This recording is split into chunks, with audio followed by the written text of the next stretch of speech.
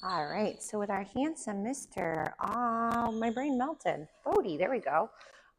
So what we're gonna try to work on is a little bit, and I'm sort of out of camera range, sorry. I was just grabbing the other toy he had dropped. So we're gonna work a little bit with some of our take it and drop it some more with this handsome guy. The other two men say we would like to partake, but they've already had their turn. So now it's Mr. B's turn. So remember the benefits of play. I know we've dived into it a little bit, is you're helping your puppy have an outlet that's appropriate, which could be biting and gnawing and kind of tugging on an item that is acceptable versus like your house plants or maybe other items. So remember though, for puppies especially, we do want to puppy proof the environment. So I know you guys are doing a stellar job at home with your corral, with like his little safe bubble, and then at times using leashes and whatever needed throughout for some of that management. So with Mr. B, as he's playing with one item, oh, what a good job, is you could then go and have this toy become a little bit limp. Again, you're still holding. You could also let go, but then if he romps away with it and it's hard to kind of get his attention, I'd recommend to hold one, make the new toy come alive, and then take this one and have it a little bit out of range. So now as he's going and playing with one, you could exchange one toy for another. And this is a great way to practice that letting go doesn't equal the end of the game. And you're giving him one of those beautiful puppy outlets, which involves, tugging and grabbing and biting. He's doing a real nice job. Such a smart boy. It's gorgeous. So let's say he's playing with his little sheepy tug. Now again, we might have this one go limp where I'm not going to keep tugging. I'm going to show him the new friend again, have this guy come alive. Nice. And then rotate. So he's doing a really nice job. The other two boys are like, we're just going to dance for a little bit. Nice. We do have some noises in the building. I was mentioning my neighbors are doing some moving of equipment and other things. So a little bit noisy at times. Remember too, toys could also be a great way to get your puppy to hone in on you. So let's say, for example, you've got your toys. You might put your spare in a pocket or in your pouch and then have your original toy, whichever one he finds more enjoyable, as a target. So ready, Bodie? Yes. And then for responding to his name, we're going to go into some more play. So remember, you could be using food to reinforce, toys, exploration, things your puppies find really exciting will be something I would definitely use to build behavior and skills. The two boys over there are going to hopefully do some wrestles. Oh, good catch. So let's say your puppy has the item. Nice job. We were working with a little bit with that retrieving last time with Happy Mr. Raccoon. Oh my goodness, these wild men. They're like, we're going to knock over some chairs while we're wrestling. So again, my toy is alive. It's wiggling. He says, I fell down a little bit. So obviously not the most graceful when he's a baby, but that's fine. So again, this can be really nice because you're getting your puppy's natural outs, which could be, again, biting and grabbing and holding. And now they can do this instead. So right here, we might go, ready, drop. Yes. So in the beginning, my visual for letting go might be my hands coming near you equals here comes a paycheck. A lot of times hands coming near start to equal the end of the game. Bad things are about to happen. I'm getting the thing taken from me. He's like, lady, I'm ready. Ready? Take it. Nice. So toys could also be a great way to build in behavior, like let's say loose leash walking and coming when called. Lots of great skills. So right here, Mr. B is doing a really nice job. I'm going to go ahead with a little piece of his chicken, get it ready in my hand. Oh, what a big boy. And I'm going to go, ready, drop it. Yes. And then again, you can move it out of range ever so slightly just so it doesn't quickly go and grab it. If though pulling it away gets him more excited, oh, that was very good. Smart man. So ready, take it. So for offering a little sit or all four on the floor or for being like a moment of a pause to his playtime, that would be a moment where then I'd reinforce the letting go equals more play. Nice. And I'm sorry, the simmering down equals more play. Nice. This is very pretty. Oh my goodness, wild boy. So we might go ready, drop. Yes, and feed for that let go. So if you prefer the word drop it, give, out, release, feel free to pick whatever slogan. If you prefer to use one that's different than what I'm saying, which is like drop it, let me know so I don't keep ruining your cues and changing it up on him. So again, now my toy is alive. We're going to go chase it and try to catch it. Nice. What a good job. And Mr. B is doing a really great job in the program. So right here, I'm going to go, Bodie, ready, drop. Yes. And then as he gets more comfortable, I'm going to do less and less of my hand going near equals letting go. Oh my goodness, got an itch. And the two men across the way are doing some very nice wrestles. Mr. P and Mr. O are very good friends, though Mr. O and Mr. A do enjoy playing together too. So we might go again. Ready? So you can also use your toy to help your puppy hone in on you. So I like to use toys and whatever motivates your babe to help them gain some behavior. Yes. So I might go ahead, and that should have been a good, but my brain melted today. So when your babe is doing some really nice walking and being attentive to you, I would reinforce that with some of the play that he would love to have from you in general. Good catch. So let's say he gets his little critter. We might go, ready, Bodie? Nice. And now my new toy comes alive.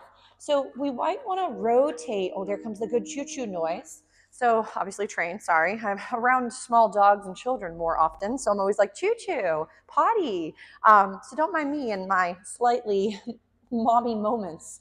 So let's say he goes back and forth, or maybe he prefers, maybe he's going to be like one of my boys where he holds a toy and attempts to play with the new toy.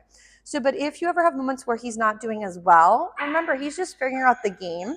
So we might go, ready, Bodie, and then right into a little find it.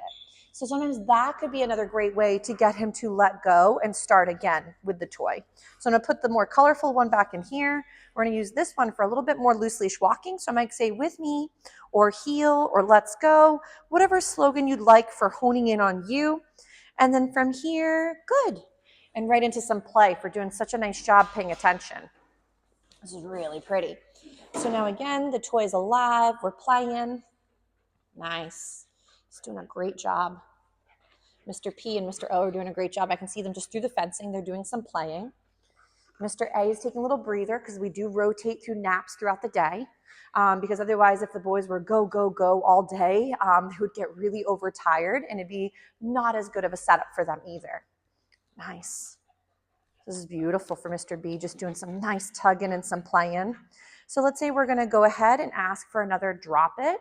Remember, this is not leave it.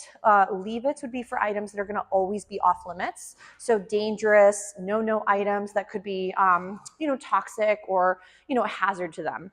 So if you're going to ever do a wait and then release them and go grab something, that's where I would use your wait cue.